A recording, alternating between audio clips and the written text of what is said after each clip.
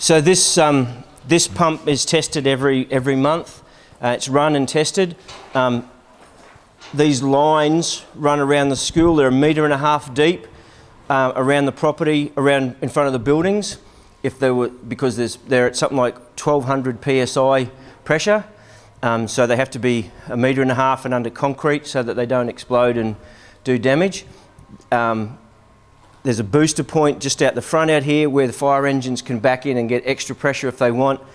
Externally, you'll see a white line that goes down into the car park. That's for the rural fire brigade.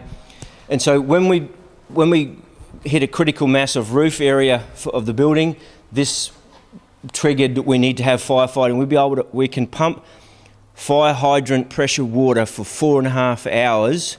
We have to have that sort of capacity of water. It can't be a dam. We had 2 dams on site that can't come into the equation. It has to be designated for no other purpose than that. So hence there's a massive amount of water sitting here that hopefully we never ever use.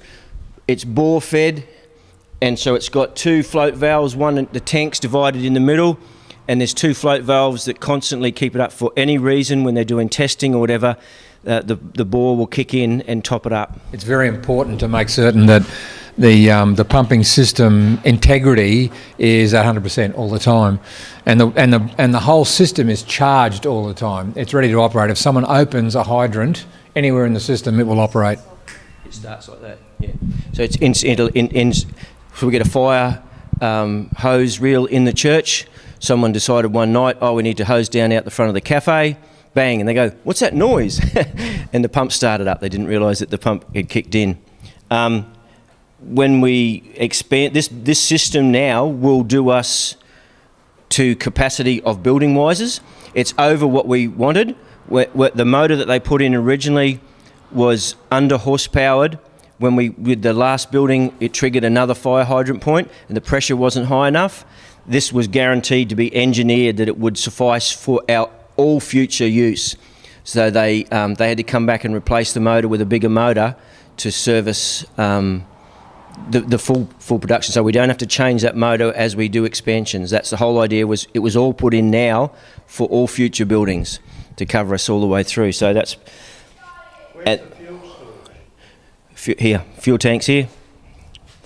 It's a diesel tank, and it'll run for over 4 hours. And then even if if for some reason that fuel is checked, drained, and every month everything's tested, the fireys can just plug in there and they can boost the water pressure from their fire engine. So that every base is covered. Fireys they've come out and do practices out here where they plug in, hook up and do that, so they know where everything is on site if there was ever a call to a fire out here.